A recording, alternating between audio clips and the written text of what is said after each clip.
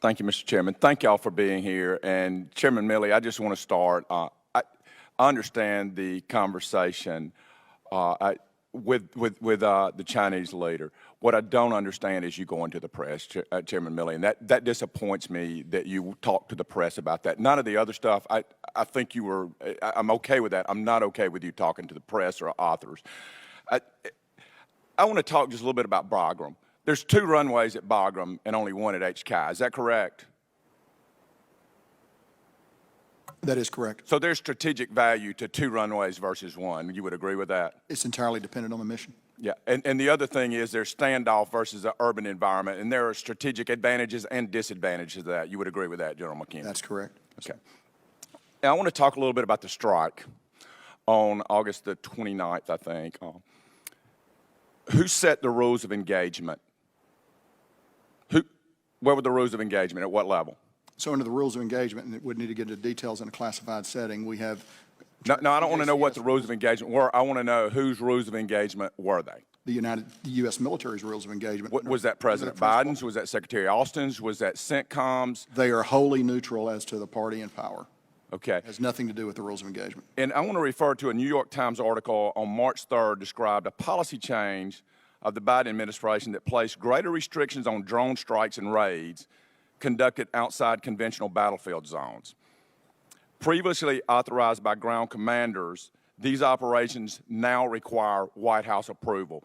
Did the strike on August 28th or 29th, the one that killed 10 innocents, did it require presidential approval prior to the strike? No, it did not. Okay. At what level, who was the approval authority for that strike? The target engagement authority was forward in the theater at the over-the-horizon cell that oversees those activities. At what level? What, 1-star, 2-star, 3-star? Flag officer level. Flag officer level. Okay. And at what point, General McKenzie, and this is for all 3 of you, at what point did you know that the strike was bad, that it hit civilians? Well, so we knew the strike hit civilians within 4 or 5 hours after the strike occurred. And U.S. Central Command released a press release to saying that. We did not know, though, that the target of the strike was in fact in error until a mistake until sometime later. It took us a few days to run that down. Okay. But we knew pretty soon after the strike. Good deal. Secretary Austin, when did you know it was a bad strike that killed civilians? As soon as General McKenzie reported that there were civilians that had been injured. And of course, so 4 or 5 hours time frame, that's all I need. Right. Typically, as soon as that happens, we investigate. We begin an investigation. When did you know that civilians were killed in that strike? That's my question. It's real easy. It's a time. It's not it doesn't take much to answer that. Right. Several hours after that. Okay. This General Milley, same. Same thing. Okay. So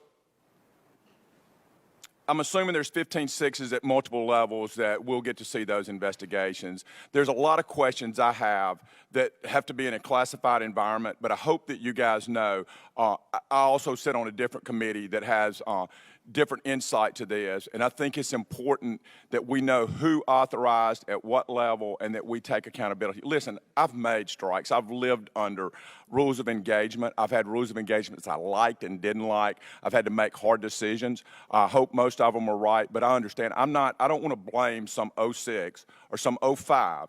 I want to make sure we get the level and that the rules of engagement were proper and that they were followed at whatever level. Who didn't follow those or either wrote those, because I think the strike was done to show we had over-the-horizon capabilities, and we didn't. Because we reported a secondary explosion that was not. We reported all kind of stuff. Now, my next question is the other strike. Who did we kill? I'd prefer to pass you that name in a classified setting. Okay, can you tell me, was it an HVT or just a low-level terrorist? I think it was a facilitator, and it was a good strike. I think we got someone who, while not directly involved in the attack on Abbey Gate on the 26th, certainly fell within that circle of accomplishment. In a classified, I'd like to know that. And then my next question is, I just don't understand. I guess maybe I went to Union Public High School of 1100. My math, 11 to 15,000 U.S. citizens, 5,400 out. that leaves thousands, not hundreds left that want to get out. And I know for a fact, every office here, we had people calling us wanting to get out, U.S. citizens that were not allowed to get in the gate or were kicked off the base or were not allowed out. And with that, I just ask, guys, we got to get our folks home. I yield back.